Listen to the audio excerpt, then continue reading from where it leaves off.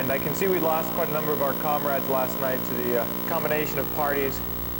I should have done probably a little better planning and started about a half an hour late to adjust for this kind of slippage. But, oh well, that just means you're the more dedicated group. I've only picked up probably about 200 viruses last night, in the time between the party and this morning. So big, variant A. I haven't seen any variant Bs. Has anybody seen any variant Bs out there? The one that rewrites your host table to prevent you from going to Microsoft Update? You did? Yeah, I don't think that one's spreading very much. All the action must be with A. Okay, so our keynote for this today is Richard Thieme, a man also who probably needs no introduction, but a person who's been speaking at a number of professional and security-related conferences as well as DEF CON for many, many years. He brings a really unique perspective to this space, I think, because one of his skills is mostly people-oriented ideas and thoughts, and then how that all merges with technology. So he'll give you also sort of a larger framework perspective, and then later on today, the technical talks will kind of give you the individual bits and pieces. So with that said, I'd like to introduce Richard Thieme. Thank you very much. And I do appreciate your getting out of bed. It wasn't easy for me after the party last night. So I appreciate your being here, and what I'll try to do is wake you up a little bit. As usual, I do have a lot to say. I'll try to say it quickly enough to get most of what I want to say in, but slowly enough to be intelligible. I will be here all day, so anybody who wants to pick up on any thoughts that are sparked in the course of the presentation or later as you're walking around, please do not hesitate to ask me. And I always put cards out. I do a column, which is of course free in the old internet model, called Islands in the Clickstream, that's been going around the world for a long time. And if you're interested in continuing the conversation, you can pick up a card and subscribe at the website or by communicating with me. What Islands in the Clickstream is, and what I'm going to do today, is try to talk about the implications of the security space for us, and above all, the implications of you for the security space. In other words, people like to focus more often than not on the more granular details of security issues. And you will hear it said that, you know, the deeper down you can drill, the better off you are. You have to drill all the way down to the most granular level to understand what's happening. But the people I talk to, and this is the source of my insight, the best and the brightest that I can find, all emphasize that you have to have simultaneously a big picture view in order to understand what in fact it is that you're doing in the security space.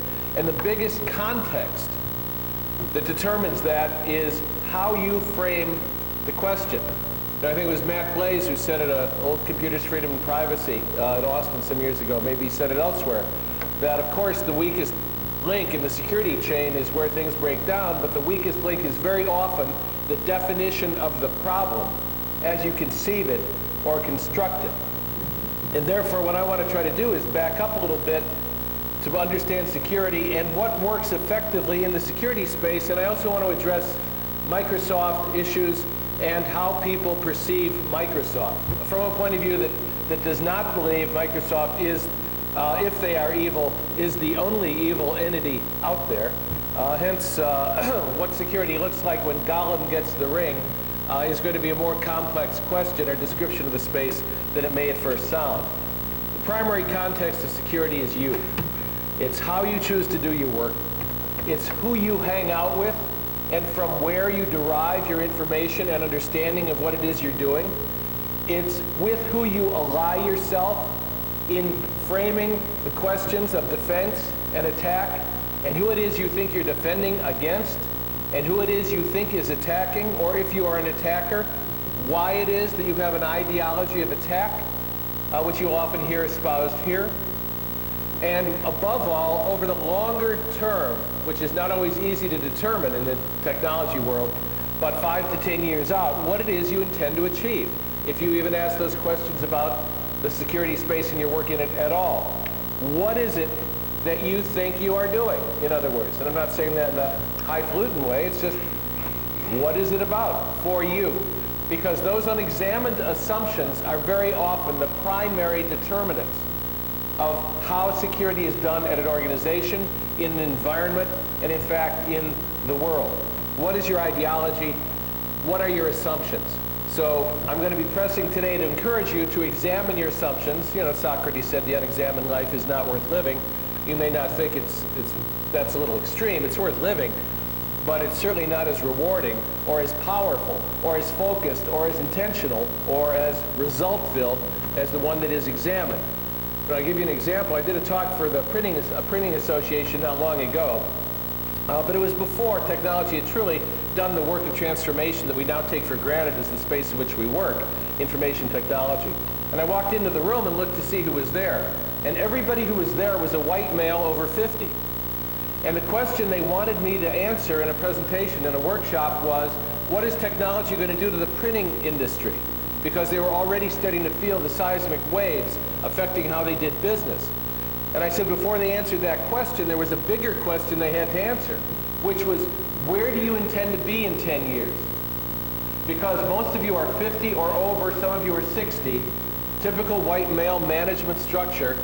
Well, I know that's a shocking image to look out and see nothing but older white males, but sometimes, you know, that can happen.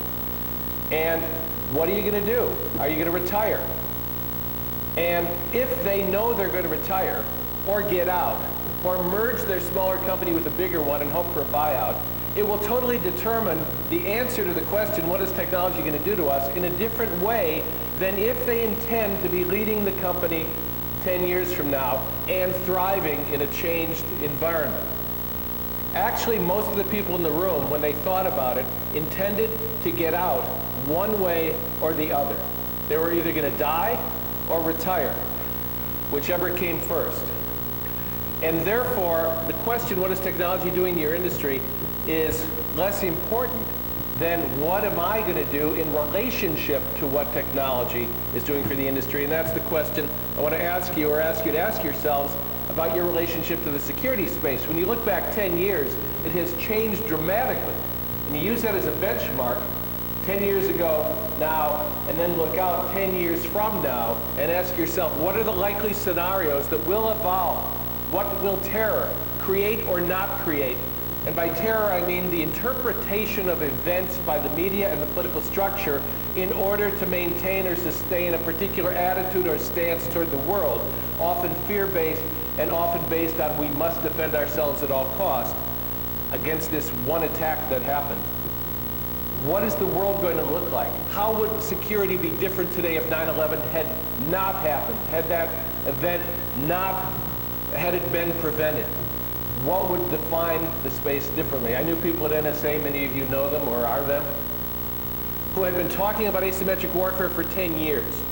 One of them, a good friend, Clint Brooks, who worked on Clipper. Clint had actually met with a couple of congressmen 6 months before 9/11, and he was advocating increasing the billions of dollars needed for the intelligence community to do the work he thought it needed to do in the face of a global terrorist structure. And they just kept saying, Clint, the political will just isn't there. And he slammed his fist down on the table, an uncharacteristic demonstration of anger, and he said, what the hell do they have to do? Do they have to bring down the World Trade Center before you listen to me? Okay, so now he's a prophet, right? Because he said that, but it wasn't a total accident that he said it. He knew they had tried to bring the World Trade Center down. He knew that which they try to do, if they fail, they will try again. And therefore, it was a reasonable thing to say.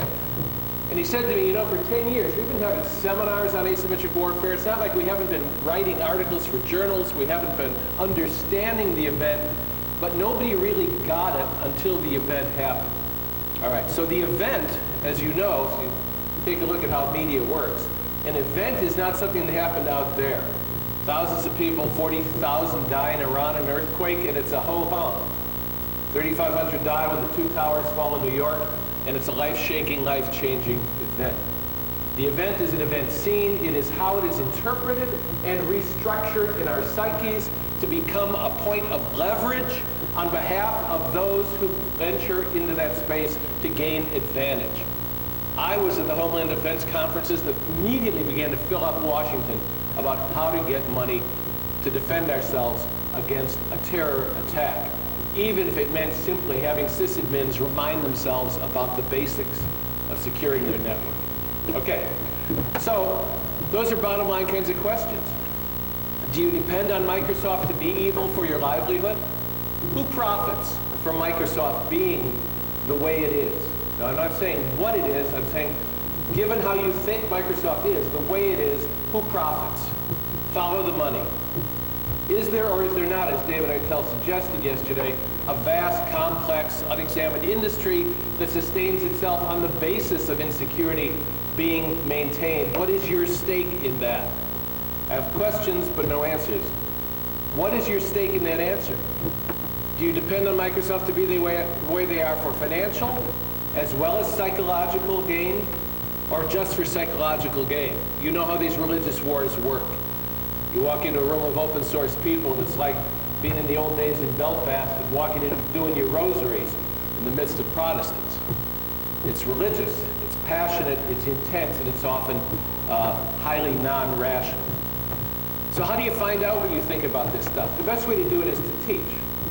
Covey made a fortune discovering the best way to teach executives how to do the right thing was ask them to teach it themselves, because when in fact you have to teach something, you understand what it is that you're doing. Marcus Freedom said this to me in an email 2 days ago. He's in the process of developing a course, and as he put it together, he said, I suddenly saw the vision of where security is going to go for the next 10 years. Duh. Well, Marcus gets to say duh because he's Marcus. Most of us don't get to say duh that quickly. But he did put together a vision of where he believes security is going, and it issued from his attempt to teach others what the essentials of security really are. And I'm going to refer to Marcus again and come back to him, because this guy is very insightful, as are the other people I'm going to cite.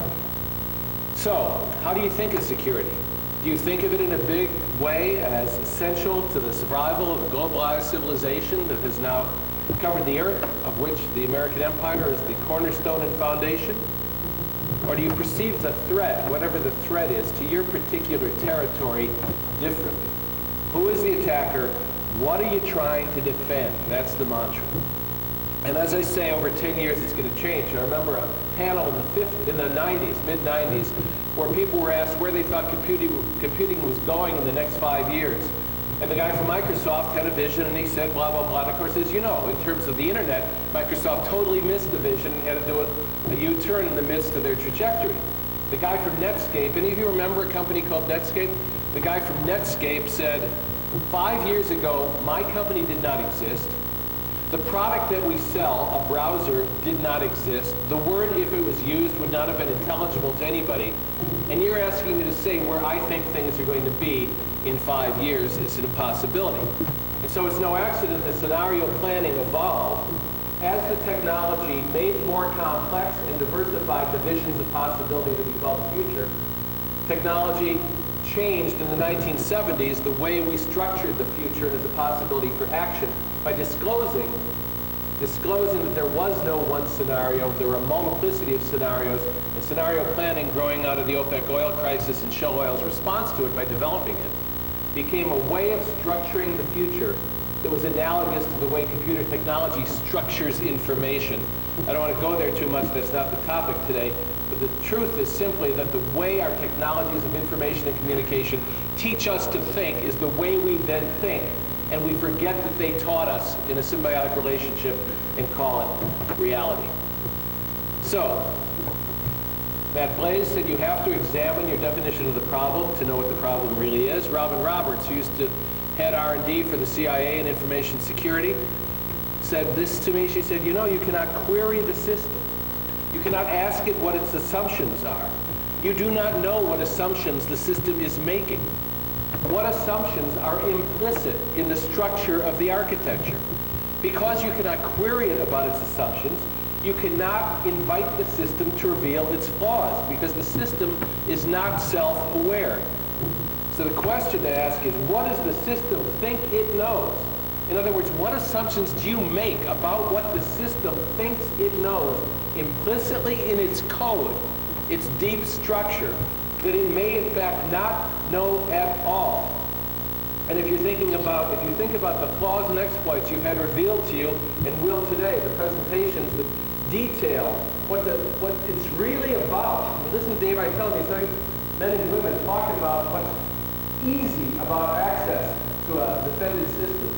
You realize they're talking about, we have found assumptions the system is making that it isn't really making. And therefore, what a hacker really is someone who queries the system persistently. Persistence is the cornerstone to success in anything. You don't have to be that bright if you just don't quit. And if you persist again and again, banging against the door, eventually you're going to find a way in. And the way in is the unexamined assumption the system itself makes about what it thinks it is doing in structuring information that the hacker has found it is not in fact making, and therefore is a vulnerability. And that is why focusing on just one little thing, one part of the system, as if it is the answer to security, is of course doomed to failure. I believe it was a gentleman named Mad Dog, at least that's how the email was signed, who said the striking phrase, cryptography is the opiate of the naive. Cryptography is the opiate of the naive.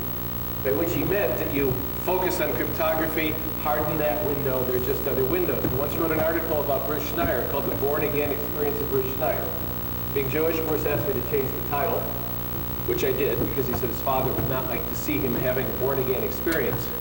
But it really was a revolutionary conversion experience for Bruce, who grew up in mathematics and cryptography, to discover that the harder and harder and harder he worked at Blowfish, Twofish, and other algorithms to make the crypto secure, the less he secured the environment by creating an illusion of security in that one zone or area, which just allowed other people to come in from other places. Or to put it this way, as security and as computing gets more complex, increasingly people are buying appliances, which they then put in the system. Now, Salt Zvi is a friend of mine. She has Microsoft security for Microsoft Israel. She's moving to Redmond this spring to work at the home office. And Sal wrote a wonderful little paper in English in which he pointed out that when people put the appliances into their system, people seem to derive a better feeling of security from doing so.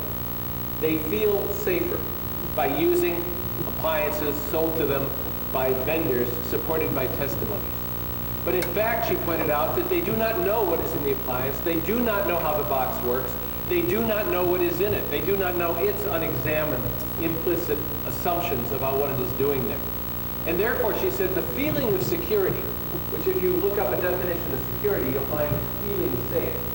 It is not information assurance, which is a totally different paradigm. Security is about I feel safe. People feel safe inversely in proportion to what they know about the black box, the appliance that they put into their systems. That paradoxically, the more you know about how the system in fact works, the less safe you feel. Because the more you discover those unexamined flaws and implicit assumptions in the system that you can exploit or take advantage of. So it's the zen of understanding organizations and highly complex systems.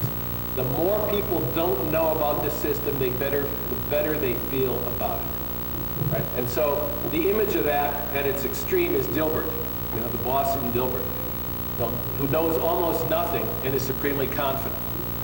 And the engineers, as they know more and more, become supremely lacking in confidence. All right, so at this point you recognize that when I refer to Golem, I'm not looking at this to see if I got a call, I'm checking the time. Golem refers not necessarily to Microsoft. I'm sure some of you thought when I said when Golem gets to ring, it's Microsoft dominating the space, therefore impacting security. We're not just talking about Microsoft. How you describe the system depends at what level you observe it. And as to security, we can quote Einstein and say, come on, if we knew what it was we were doing, it wouldn't be called research, would it? The fact that there is so much ongoing, unceasing research into something is a testimony to the unknown quality of it. Microsoft does, as I'm sure most of you know very well what are in the systems that they put out there. They have templates of every bug and flaw that they can find. And recently that template has come to include security flaws and bugs as well. And then that template of bugs and flaws and exploits is examined according to a complex system of what are the consequences of it. And here's where the needle might even enter, but I don't think so. What are the consequences of it for us? In other words, what is the likelihood that that exploit will be discovered and or used? And if it is or does, what is going to happen as a result? And the only ones that there is a motive to fix before it ships are the ones that are going to cost the company either psychological gain or money. And I have it from someone, I worked with a CEO in Milwaukee where I live, who had been in a conversation with Bill Gates, and Gates said to him, listen, you show us something we can fix that'll cost $1 million, I will spend it. But you show us something we can fix that will mean we are one day late to market, forget it. Now, the quote underscored the fact that market share is king, as you know, and therefore it was to their advantage to put out a buggy product, knowing there might be foreseeable consequences from some of the flaws and exploits, because the consequences were greater not to get the market share that an early ship date was going to result in. So, we changed the context. It's not just about Microsoft, it's about the environment in which Microsoft has to compete and operate. You know, McNeely and Ellison are certainly not examples of saints over against devil Bill Gates. I mean, the environment creates people. That's what McLuhan meant, in a way, when he said context is content, the media is the message. In other words, if you play in that space, then in order to succeed in it, given the way it's set up, you have to become like them. This is what we call growing up. The realization that our righteousness must be surrendered if we are going to truly take place in a brutal, capitalistic, now global marketplace in which people are playing by vastly different rules in different countries about intellectual property and theft of property and all the things that we think are sacrosanct. They're not. It's a bottom line issue. And if you make the bottom line, you succeed. And there may be scandals from time to time, but all people do when there's a scandal is hunker down, circle the wagons, and wait for the wind to blow away the smoke, and then get back to business. It's one of the advantages of being older, that you watch many of your ideals disappear in the wind with that smoke. And you recognize that the world is what it is, and therefore, Microsoft is doing business really in the only way you can become Microsoft and do business, because the context determines it. So Dave Vitale says yesterday, don't tell me about vendors and what they're trying to provide. What they're trying to provide is market share for themselves, and they all know we own the boxes. The big companies, the big corporations, the big banks, the big brokerage houses, they know we own the boxes. A few years ago at DEF CON, the Assistant Secretary of Defense, then Art Money, came and was trying to justify having tens of thousands of boxes that the hackers confronted him with them. Why don't you fix them? And what he said in effect is we haven't got the personnel with the talent or the techniques or tools to fix all of them. To which the response was, then don't come to us and tell us not to hack your boxes. Well, that's a different question. But he was saying we don't know how to secure the system. And therefore, the security space is that which is real, created by the environment in which we work. So are Microsoft products getting more secure? Yes, they are. Are they delaying shipment because they need to work on security problems? Yes, they are. But a large part of the problem for Microsoft, as you know, is the currently installed base, which is huge, and people are not moving that quickly to XP or Windows 2003. Rick Farrow, a friend of mine, talked to someone the other day at a multinational who said they were doing very well. They had migrated 10% of their key servers to Windows 2003. And they thought they were doing much better than most. All right, so the installed base is insecure. And then there is what Dan Gear referred to yesterday as the problem of cluelessness at the edges. If Microsoft does not ship a product with potentially dangerous services disabled by default, those clueless users will be a conflagration waiting to happen, dry grass in the foothills waiting for a spark. And with many of those edge users connected to broadband, this easily becomes a firestorm. San Diego images fire coming over the mountains, consuming your home. Right. So understanding what it means for Gollum to get the ring now means understanding the context in which we operate determines our economic actions, our political actions, how we behave, and that everybody has to compete in that same space. Second, you will often hear in the religious wars the superiority of open source software raised as a reason why you should use it. Well, there are many reasons why open source has gotten stronger and will continue to get stronger globally, and you know what they are. I don't have to go over them. But a friend of mine who teaches class in security asked his class, would you fly on a fly-by-wire airplane that was running Windows? And everybody says no. And then he says, would you fly in an airplane that was running Linux? Out of the box. And the answer is no. Because neither would be appropriate, and neither is going to be used. It's a question of reliability and robustness. And robustness is an area in which Windows has been notoriously weak. Most Windows admins reboot once a week just for good measure, because they're sure their systems are going to crash if they don't. Simplicity is gold, but the last thing we get in the Windows space is simplicity.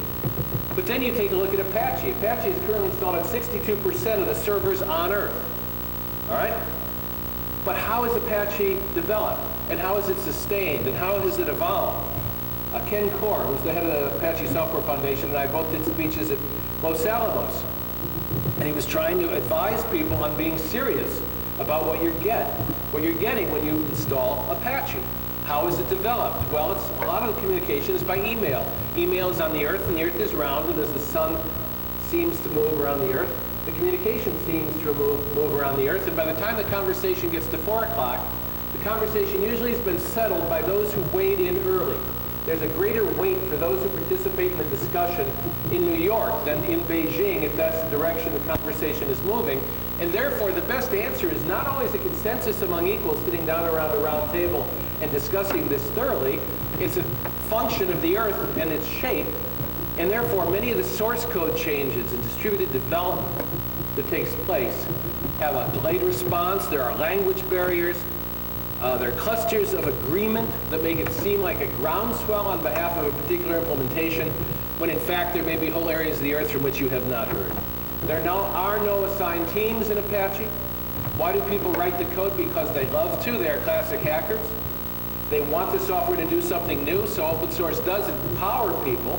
But if it's not a problem that is interesting to a programmer, it will not get done. There is no one to call. There is no market-driven demand for features because programmers are turned on by the challenge, not by someone saying they want something. And when someone makes a request for a feature to Apache, it goes into the dev null slot. That's just too bad. If it turns me on, I will do it. Ken's quote is, "We are not concerned with users. We developers are scratching our own itches," he said. If you work for a company, you scratch the customer's itch, end quote. So this is from the horse's mouth. You can say that many eyes make all bugs shallow. The more eyes in the code, the greater the bugs will be spotted, but not always. No more so than in Microsoft's way of doing things. So this is a different context. Insecurity is a cost of doing business. It's an acceptable risk.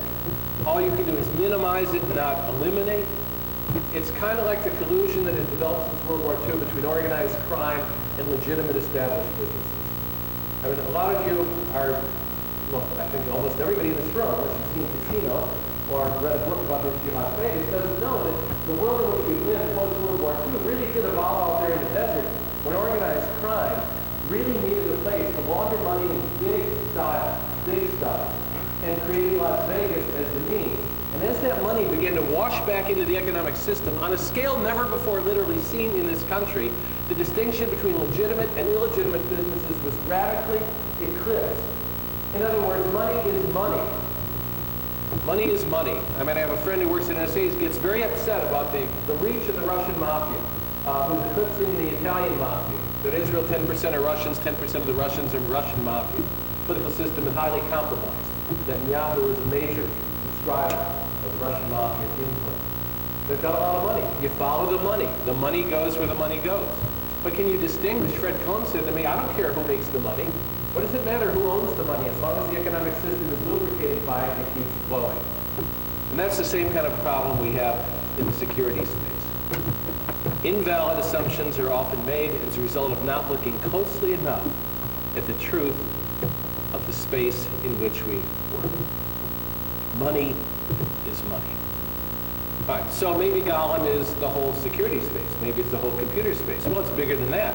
It's just the world in which we live. You remember that great scene in Fight Club when the guy was on the plane and the woman said to him, so what do you do? And he says, what I do is fly around when cars explode and try to make sure that the manufacturer can pay off the families because it's less expensive to do that than to fix the defect that caused the car to explode and kill their dad or mom. Right? That's just the world. So you have to begin with the assumption that that's the way it is. It's not an ethical issue, is the point I'm trying to make. It is not an ethical issue, and you have to remove ethics out of it. I grew up in Chicago. I worked for an alderman to get through college. I mean, they taught me how to do things. This guy, if he had 4 ways of doing things and 3 of them were legal and 1 was illegal, he would do it illegally just to maintain his integrity. That's the kind of guy he was. I mean, my jobs were to deliver money and liquor in exchange for votes to help the blind, lame, and halt, which in some precincts with everybody. Vote correctly, leave the booth, bring people inappropriately too close to the polling place, and to multiply the votes. And I was there when Kennedy won, just like Bush in Florida. It's just the same old game. He won because the Daily Machine waited until they saw how many votes they needed, based on how many were being stolen downstate by the Republicans, and when they knew what they needed, they got rid of the voting machines that would have contradicted the result they did it to have, and that's why Daley was the first overnight guest in the Kennedy White House. It's just the way it is. So you remember Lawrence of Arabia, when the Brits were criticizing the Arabs for going home, and Al-Butai said, they have gotten what they wanted, so they are going home. When you have gotten what you want, you will go home. I like to use movies instead of books because more people have seen them than read them. And so Lawrence of Arabia is a good example of what everybody does. When you get what you want from the space, you go home. So do not ever make it an issue of righteousness or ethics. Character and behavior is not a function of individuals. That's a mistake we have made, thinking individuals can act independently. Dan Gear referred to the tipping point yesterday. And how many of you read the book, The Tipping Point? Then no matter what I say, it says, no problem, right? Okay. The Tipping Point is a great little book with a lot of examples of how it is that vast movements evolve and suddenly take place. And one of the points it makes is the context determines content, behavior. That when New York had an epidemic of crime and it was everywhere, Giuliani decided to look at where the leverage could be applied to change the context. And the example given is turnstile jumping in something like the 42nd Street station. When you're standing in line getting tokens and 150 people an hour are jumping over the turnstile with impunity, it creates an image of lawlessness permitted. And that was what they wanted to change, that sense that you could do anything and get away with it. So they put massive squads of police in those stations where it was the worst problem and started arresting them.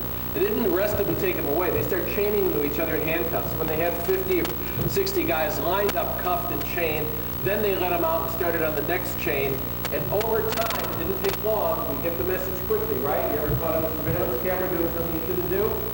It's imprinted deeply, and you don't make that mistake. Again, if you know your watch, you internalize the fact, and therefore you change your behavior accordingly. And crime shifted in New York, not because they went after the big offenders, but because they changed the environment which had communicated to everyone in it that crime was permitted, to an environment in which crime was no longer permitted. Right? They did all sorts of experiments, you know, good people walking in, being told to give an electric shock to the guy on the other side of the window. You've heard about those. No matter how much electricity you gave, the person screams, begs you to stop, falls over in the chair. You know, student, 18, gives them the juice. Because a white person in a white frock, an authority figure, is telling him to do it, that, pick it, Von Braun, the father of the American Saturn rocket that took us to the moon, our hero. He worked at Thieme, developing the V1 and the V2. Thieme was fueled by slave labor from the Dora concentration camp, which was not far. And if people were causing problems, they were hung from a crane overarching the walkway through which the workers at Thieme must have walked, and they were left there dead until their bones sufficiently disintegrated to fall from the nooses in which their bodies had been hung. So you couldn't get to work without stepping over the detritus of the demonic. It was just always in your way. But did Von Braun, when we brought him here, Operation Paperclip, bringing thousands of ex-Nazis to do biological warfare, chemical warfare, build the rocket program, and do, through the Galen network, do good counter-espionage for us, the Cold War that was evolving? Did Von Braun continue to use slave labor? No. Did he become a good man? And had he been a bad man? No. The context changed, and what it permitted and rewarded changed, and therefore he changed. And that's the secret of security. If you create an environment in which people must do the right things, then they will do it. And they will not do it because it's the right thing to do. They must do it because there are consequences if they don't. And if they don't do it, those consequences are too painful. So you shift the environment in order to create the behavior you want. You apply leverage to change the context. I live in Milwaukee. Like, there are more Nazi war criminals living on the southwest side of Milwaukee, my fair city, than any other city in America. But when you arrest one of these guys, what do the neighbors say? Well, he always cuts his grass. Yes, he may have killed many people, or beaten people, or whipped people, but he always smiles and waves when we pass the house. You know, that's the Milwaukee ethos. And the point is, the guy is no longer a guard at Mauthausen or somewhere else like it. He is now cutting his grass in Milwaukee because the context supports what you do in Milwaukee is appearance and cut the grass and wave and smile, and you get along. And what you do in Mauthausen is beat people to death. So when the environment changes, the person changes their behavior, not because they're good and we're bad, but because the environment supports and sustains it. So what does leadership look like in that environment? You know, you think of leadership in a hierarchical way. There's an apex of the pyramid, people giving direction and instruction from the top, and then as it filters down, people either do it or don't do it or resist it or get angry about it or whatever. But that's not how leadership really works in a distributed, complex environment. The person who says what's so, and says it clearly in the way to gather people around, is the leader. The way a friend of mine put it this way. He did white water kayak. And he said, whenever you're coming around the bend, and there's the white water up ahead, there's a lot of rocks in the water. He said, what I've noticed is if you look at the rocks, you always hit the rocks.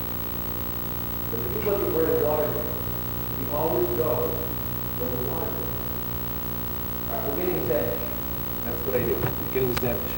This is an insight which has applicability, I believe. Leadership consists of seeing and saying clearly where the water goes in such a way that people gather around it, because the compelling vision is so accurate, so irresistible, because it is the right one. And that can be exercised at any level of any hierarchical structure. In a distributed structure, that is the source of power. How many times have you had some leader up on the balcony giving you marching instructions? Nobody knows what they're talking about. They go back to the executive suite, and then the work group goes off, and you get together, and there's somebody in the group, a man or a woman, who says, well, I think I know what they did. Let's roll up our sleeves and get it done. That is leadership. It's the person who knows what needs to be done and says it in a way that gathers other people around or behind them in order to do it. All they're really doing is saying, this is where the water goes. Let's go where the water goes. You focus on the rocks, you hit the rocks. Technology has transformed the nature of power. It is exercised by contributing and articulating a vision in a distributed structure. People who participate and contribute gather credibility. And in the security space, credibility is all you've got, if it's not going to be based on air. Okay. So we've changed the context of the conversation from the granular all the way up to the big picture view. The real questions of security were put in this form by a friend of mine at NSA. He said the real questions are, how do you live vibrantly? How do you free your mind? How do you live in a world without walls? Now you see we're talking about mastery of the space. We are not talking about a granular application of principles that anyone can do. We're talking about seeing the big frame which determines the picture. Now, if you ever took an art class, you know there's positive space, negative space, and a frame. The positive space is the base, and then as you look at it and have the negative space defined for you, you realize that all the other space, usually larger, around the object at which you're looking, you realize the negative space has depth, has weight, has value. Negative space creates positive space, and then you notice that the entire thing has a frame around it you haven't even seen. What I'm talking about is backing up all the way in the security space to see the frame which determines the shape, and the negative space which determines the shape upon which most people focus narrowly and myopically. And that's the positive space which they think is all there is. It's about making an environment reasonably secure by looking at the space around security and asking these questions. What is it you are being asked to do? I did a speech for Medtronic not too long ago for the IT department, and the head of IT at Medtronic came out, and I think worthy repeating, because it's just a marker of where things have gone. So they say 10 years ago now, 10 years ago now. He said 10 years ago, you could come here and excel in IT if you were expert in IT. Now he said there are three things you need to be expert in: IT, communication skills, and business acumen. In other words, the revolution has already happened, and the IT revolution has been sufficiently integrated into the vision of everything so that it begins to disappear, and people understand that the structure of the software, they were deciding whether to go with SAP at that point, and they made that decision. They needed to migrate up to a higher level of complexity in a single platform, and they went with SAP. And SAP is like merging with a whole other country or company because it determines how people think and behave. Except when there's a merger of people, there's negotiation. But you install a software, people either come to it and do it the way it trains them to think and behave, or they leave.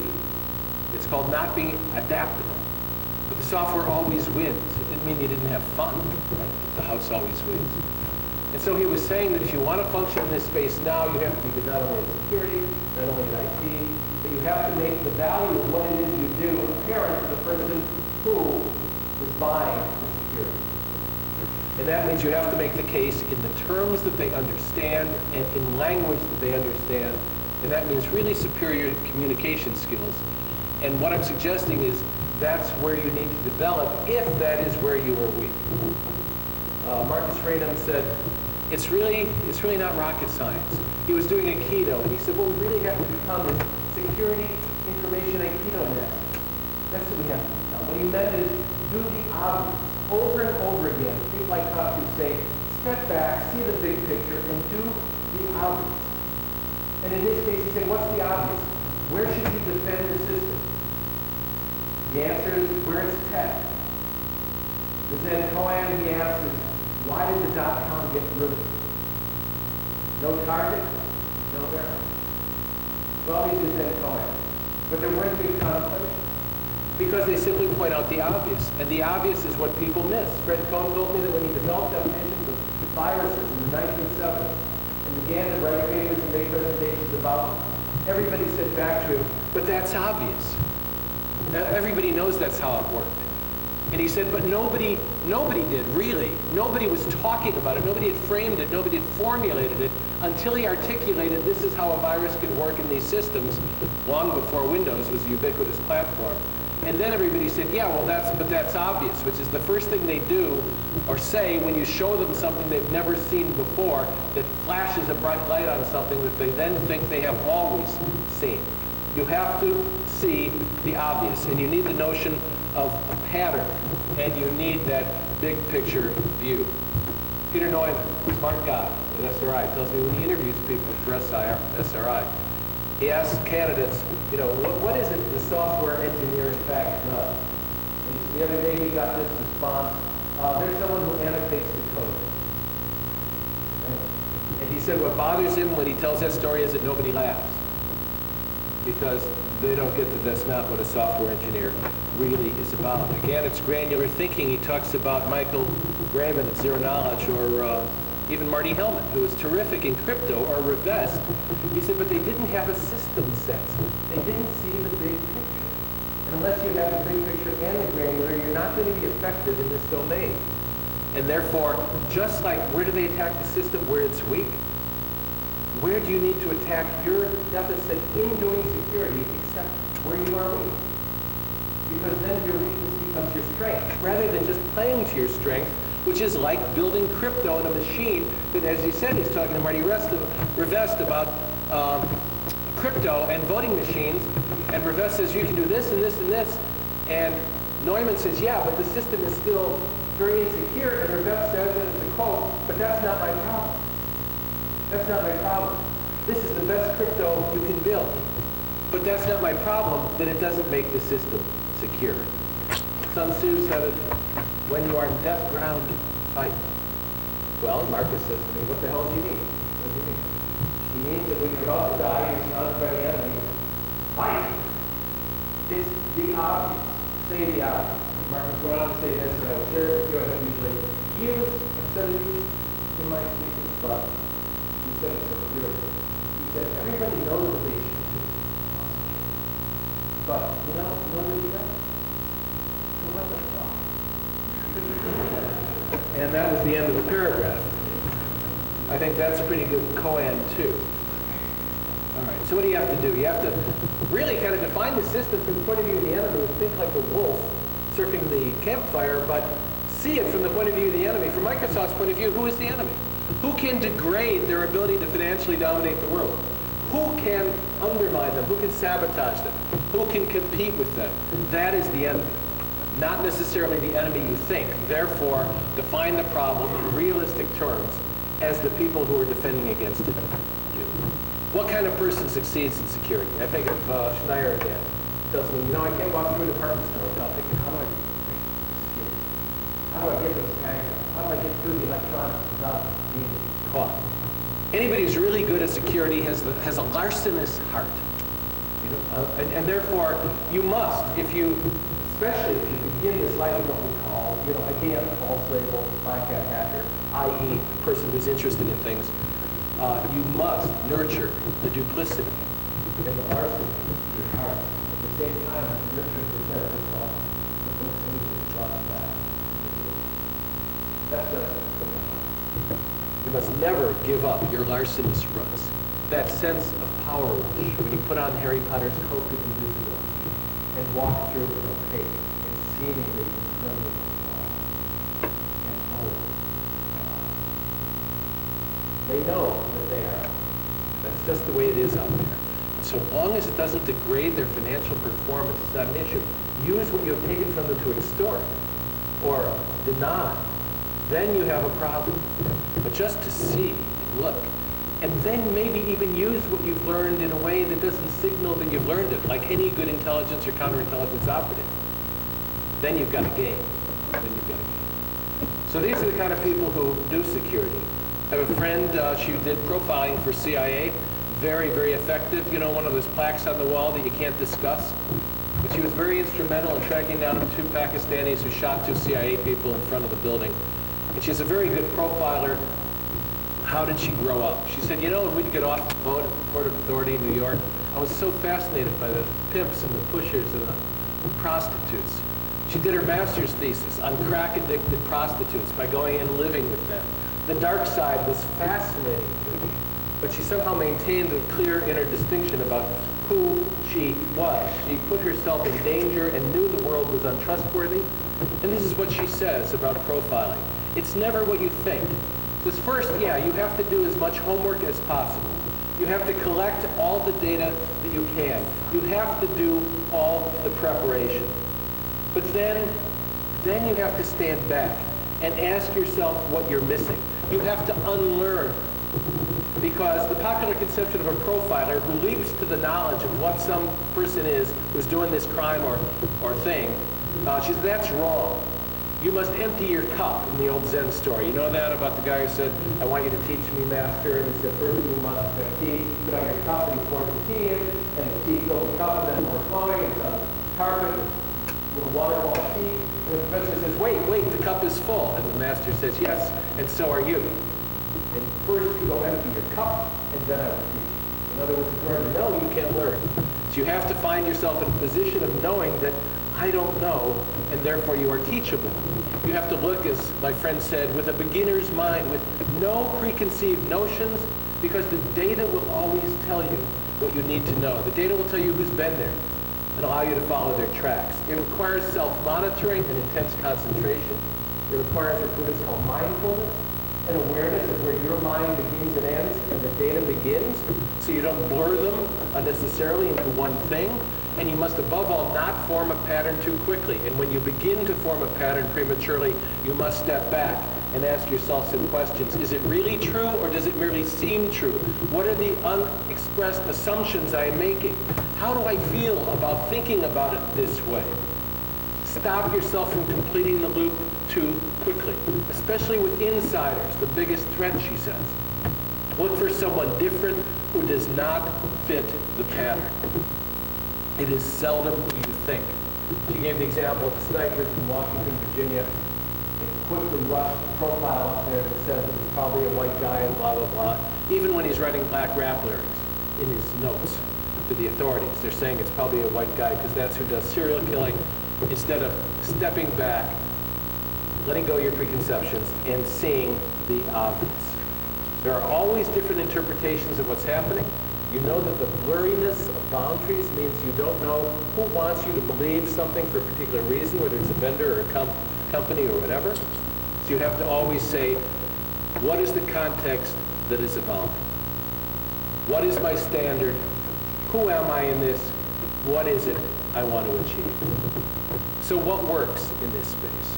The people skills that have been so long neglected by engineers are often very important. The soft stuff is very, very hard. I did a speech once for the Astronomical Society in Chicago, suburban Chicago. I wanted to know what I heard about UFOs, unidentified objects. Talking to a friend at NSA, he said, all right, you get 3 questions. I said, are UFOs real? He said, yes. I said, what are they?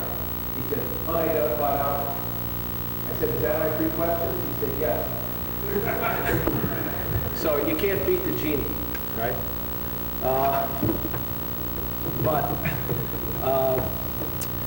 Don't underestimate what it is you are capable of doing because of your brain's capacity to show what they call neuroplasticity.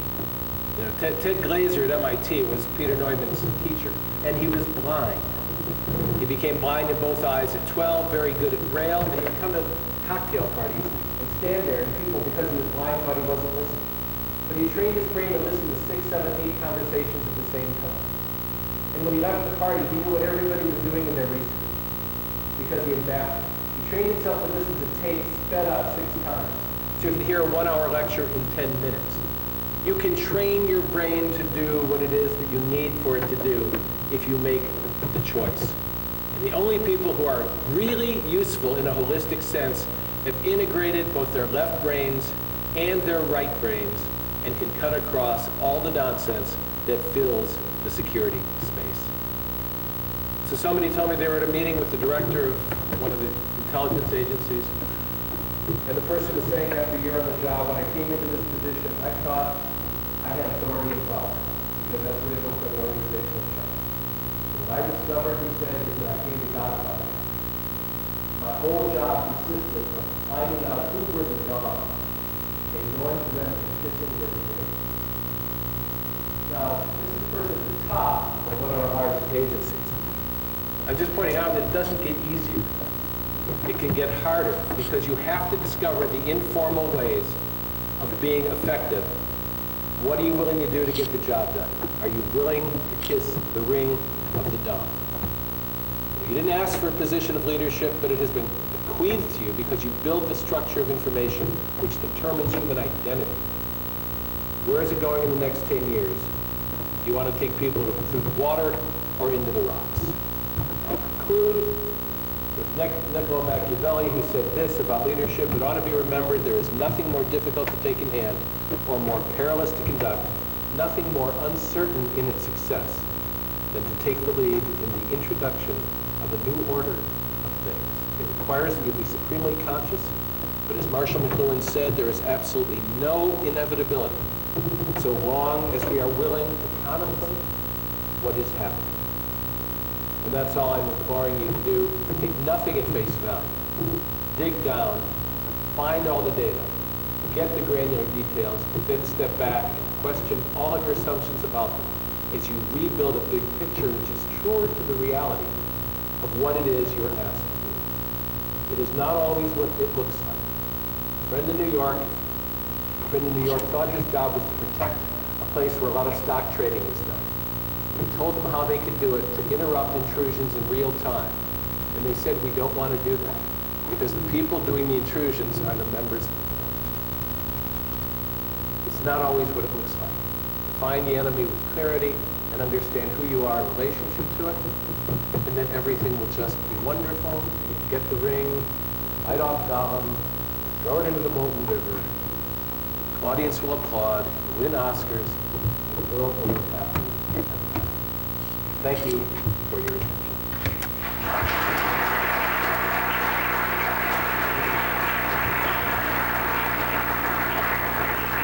Do we have time for a question or two? Or should we move on? I'll be here all day, so it's... Any question?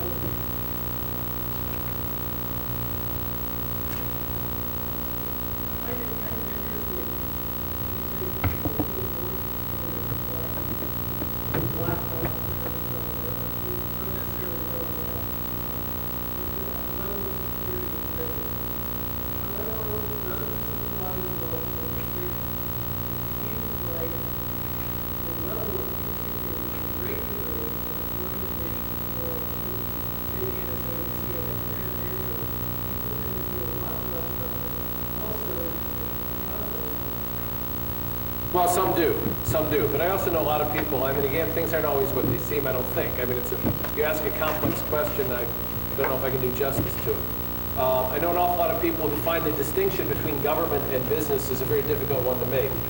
And that's what I mean about the projection of a persona onto an organization or entity, which assumes it's distinct from yourself.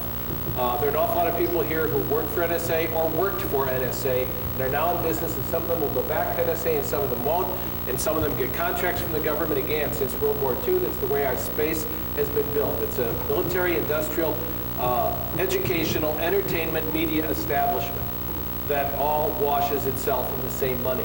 So when you say NSA and CIA, these are the easy answers because it looks as if you know who they are. But if you dig down a little bit, you discover you don't know who anybody really is or with whom they're in collusion, even if they look like you know who they are. And while you are correct that people will often be manipulated into feeling less secure in the presence of certain entities, all that does is set them and you up to be manipulated by the easy leverage that is provided by invoking boogeymen like Microsoft, NSA, or whatever.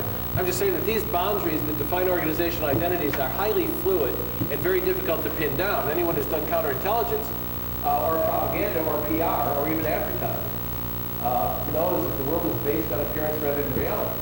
So if the NSA or what CIA is in the neighborhood, you say, well, the neighborhood is a territory and it's space, but today we live in a non-space that is determined by where surveillance takes place, and it's ubiquitous. And anyway, who's paying your salary, and where does the money ultimately come from? And if you saw the list of companies that have been funded by the CIA since in the early 50s, late 40s after World War II, how many quote-unquote legitimate businesses you would discover, just like with the mafia, the money washing back and forth. We can't say what's legitimate business and what's dirty money, and we can't say what's government money and what's business money. It's all money, and it fuels the system. And if you really saw how it is done and where the sources of leverage are in that system, you would go screaming tonight, never to see the truth.